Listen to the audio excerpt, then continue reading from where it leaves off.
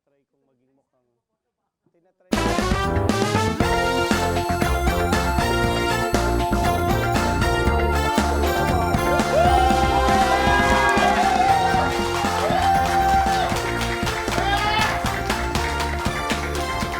Magandang hapon Pilipinas at buong mundo. Naitay Kapuso. Pahiram po ng 20 minutes ang inyong hapon. Ako po si Boy and welcome to Fast Talk with Boy Abunda. Nagbabagang for today's talk. Pero bago yan, maraming salamat po sa lahat ng ating mga kapuso naitay na sumasama sa amin sa streaming, sa Facebook, YouTube at DZWB. Ang daming pagkakataon po na nasabihan na po ako, napapakinggan kita sa radyo. Sa inyong lahat, maraming salamat. Mainit na for today's talk, umpisa natin dito. Ipinagpapasalamat po ni Ms. Vilma Santos Recto ang pagkakaabsuelto ni Luis Manzano sa kasong syndicated staffa kaugnay sa alleged investment scam na kinasangkutan ng Flex Fuel Petroleum Corporation. Si Luis ay dating owner at chairman ng Flex Fuel Petroleum. Pero wala daw bumalik na pera mula sa investment. Nalaktawan natin ng konti. Hininga namin ng reaksyon si Ate V at sabi niya, she is, I quote, feeling heaven, end of quote. At nagpapasalamat siya sa Diyos sa pagkakaabsuelto ni Luis. Matatandaan na naghain ng reklamong syndicated staffa ang mahigit 100 investors ng Flex Fuel sa National Bureau of Investigation. Ayon sa mga nagreklamo, ininganyo di umano sila ng Flex Fuel na mag-invest ng at least 990,000 pesos in exchange of co-owning a gas station. Pero wala daw bumalik na pera mula sa investment nila. Ayon sa investigasyon ng NBI, walang kinalaman. Inuulit ko po, walang kinalaman si Luis sa alleged investment scam dahil nag-resign na ito mula sa Flex Fuel noong 2021. Ang taon kung kailan nag-invest ang mga nagrereklamong investors. Kaya hindi sinama ng NBI si Luis sa 12 officers ng Flex Fuel na formal nilang sinampahan ng kasong syndicated estafa. Nauna nang maghain ng sariling reklamo si Luis sa laban sa Flex Fuel dahil aniya pati siya ay nawalan ng 66 million na investment. Maraming salamat po. Ang ating for today's talk number 2, magandang balita para sa mga Sharon Gabi fans. Palakpak siyang Susan. Okay. Excited tayong lahat po. Gabi confirmed this with us that he is reuniting with the one and the only megastar Sharon Cuneta sa isang concert na gaganapin po October 27 sa Mall of Asia Arena ngayong taon na ito at ito'y pinamagatang Dear Heart. Ayon kay Gabi, it's going to be a celebration and it's going to be a gift na kanilang ibabahagi sa kanilang mga tagahanga, both Gabi and Sharon. Lahat ng mga sumubaybay sa kanila all these years. Samantala, nagpahayag ng excitement ang ating pinakamamahal na Casey Concepcion para sa reunion concert ng kanyang mga magulang. Sabi niya sa amin, kung excited ang fans, mas lalo daw siya. Casey is happy to be back in Manila for the said concert. Ayon sa kanya, I quote, I can feel that a lot of Filipinos around the world, together with me, would be so happy to witness this experience of seeing my papa and mama together on stage. End of quote. Christina, if you're watching, I love you and I miss you. Naitay Kapuso, ang bisita ho natin ngayong hapon ay isa sa pinakamabait, isa sa pinakamabuti, isa sa pinakamayaman na kaibigan natin dito sa industriya.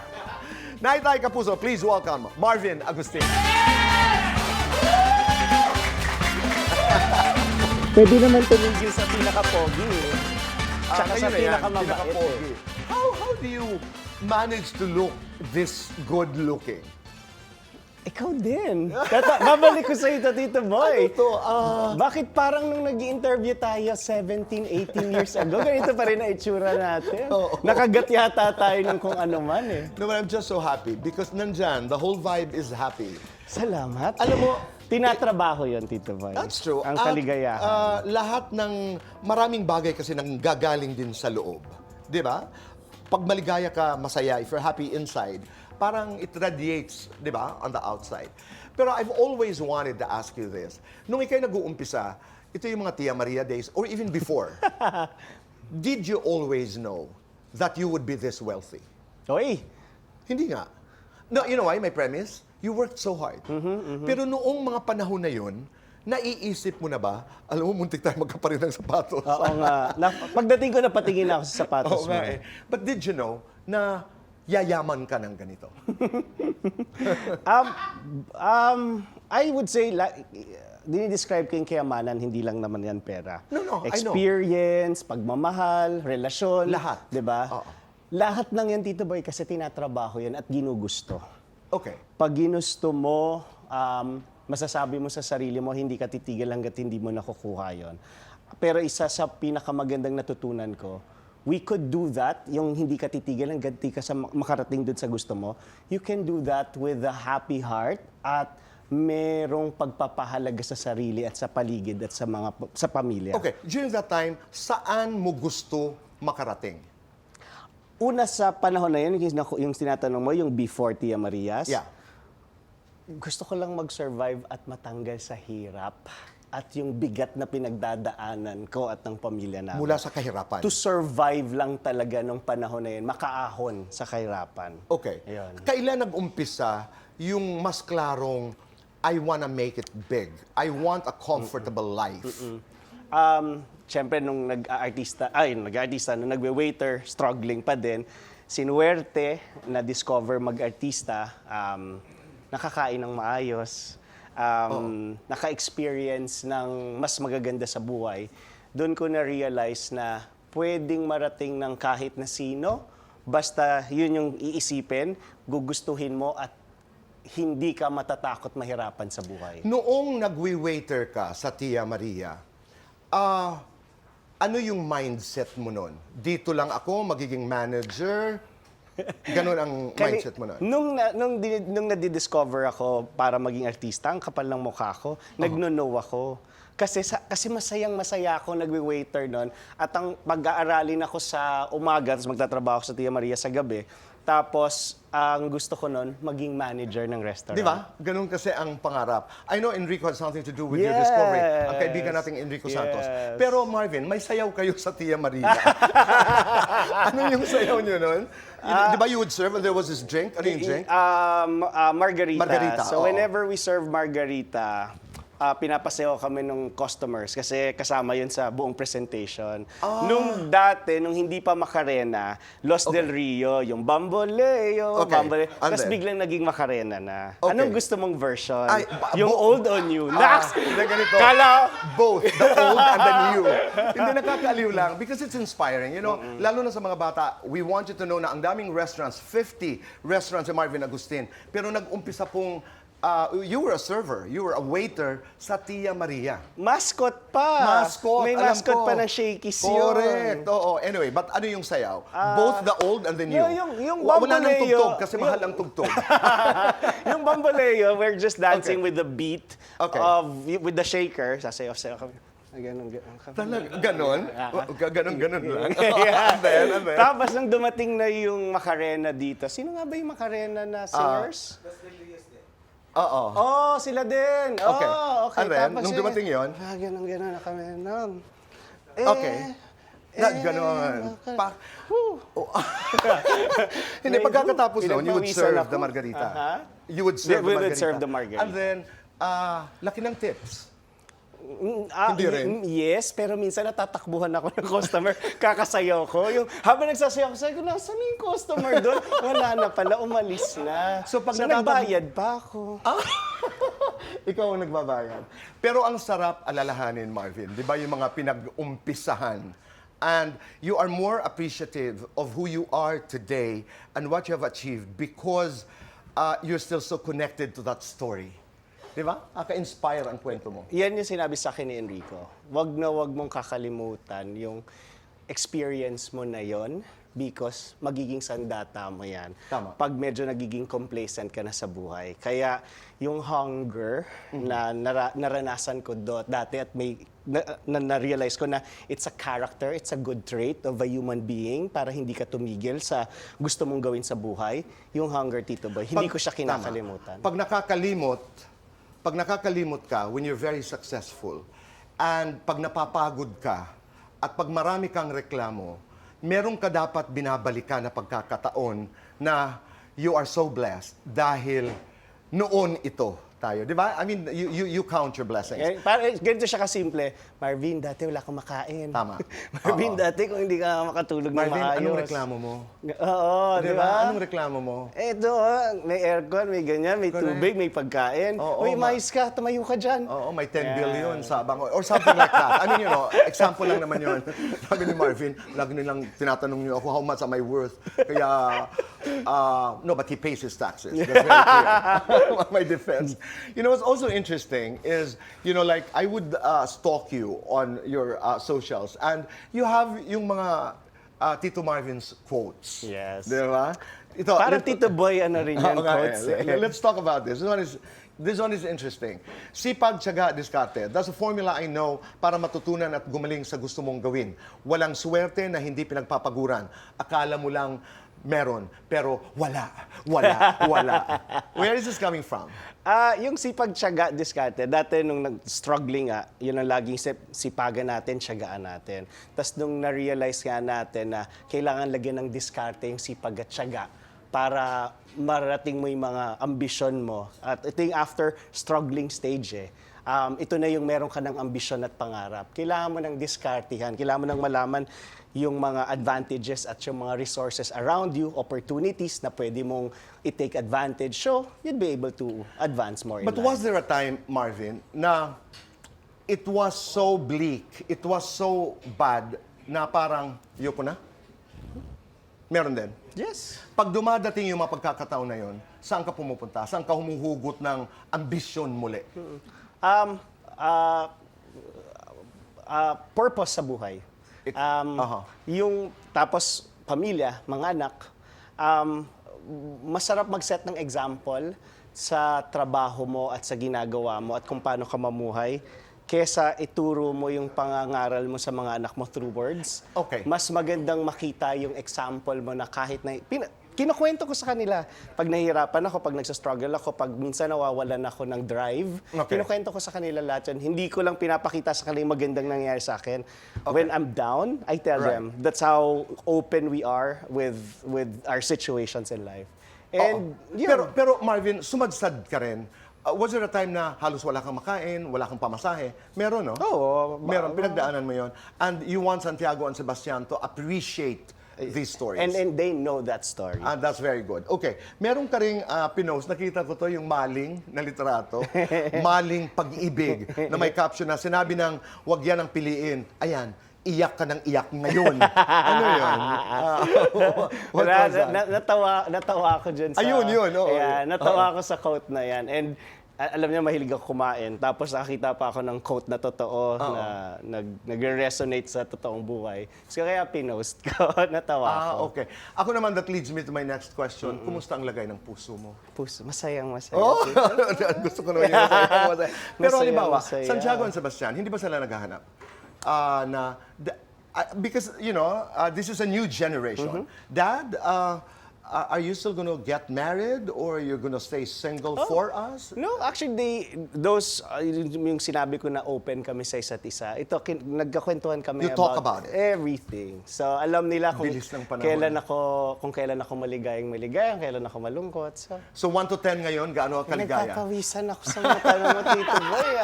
Sandali, Marvin. 1 to 10, gaano kasaya ang iyong puso? 10. Oh! Maliga. Okay. Talk a bit more about Pinagpawisan it. nga ako. Oo nga, 10. Talaga? 10, So, yes, 10. you're not single? I'll stop there. Masaya ako. But you're not, yes or no, are you single? No, I'm not single. Ang saya. Usap tayo. Grabe naman ang mga tanungan. Usap tayo. Okay. Init. Let's do fast talk. Let's do fast talk. Okay. Fast talk. We have 2 minutes and our time begins now. Tito Marvs o Totoy Marvs? Dito, Marvs. Chuva Chuchu o Char-Char lang? Chuba chuchu. Hey babe o Labs ko si babe? Oy, wow. Hey, babe. Flames, gimmick. Oh my God. Gimmick? Tex, Jolens. Tex Jolens. Ano to? Iglot or itlog? Show kaya dito. Iglot. Iglot, syempre. Yeah. 90s, 2000s. 90s. Kutsilyo, kuchinilyo. Cuchinillo! Carrot cake o charot cake? Carrot. Dinner for two, sinong i-date mo? Oh, ikaw. Kung putahe ka, ano ka? Oh my God. Ano ba ako? Cuchinillo. Kung may pagluluto ka, sino? Ikaw, Tito Ito naman, Boy. maliban sa Gusto akin. kitang pagluto. Oo nga. Maraming salamat. Kung may itatanim ka sa puso mo, ano yon? Kindness. That's true. Kung gagawan mo ako ng recipe, ano yon? Nag-research ako. Ano ka daw vegetarian ka Yes. daw. Mahilig ka na. Meron akong guilt-free sisig, Tito Boy. Wow! Sisig na sisig pero walang Pero karne. walang kami. That's interesting. Sangkap sa kusina na hindi pwedeng mawala. Asin? Sangkap sa buhay na hindi pwedeng mawala. Purpose. 1 to 10, gaano ka kagaling umarte bilang aktor? Ako talaga nagsabi. 10. 1 to 10, dapat gaano ka kagaling magluto? 10. Gaano ka kadalas mag-workout? 1 to 10. 10. 1 to 10, Madalas gaano ngayon. ka kayaman? Ito na naman. Kayaman sa pagmamahal. 10. Dasal para ka kina Santiago at Sebastian. What's that? Dasal. Dasal prayer. ko? Yan yung lagi sinasabi. Maging mabuting tao sila. More than anything else in life. Food business, show business. Hala, pareho. Pero ngayon food Okay. Food business. Lights on, lights off. On. Happiness or chocolates? Uy. Happiness. Like, Mahilig ako uy. sa happiness. Best time for happiness. Anytime. Complete the sentence. Ako si Marvin Agustin at gusto ko pang... Gusto ko pang magtrabaho. Let's talk about Jolina Magdangal, Jolens. Jolens, if you're watching, hello. Tanong ko lang, si Jolina ba was the one that got away? Ang kasagutan sa pagbabalik po ng Fast Talk with Boy Abunda.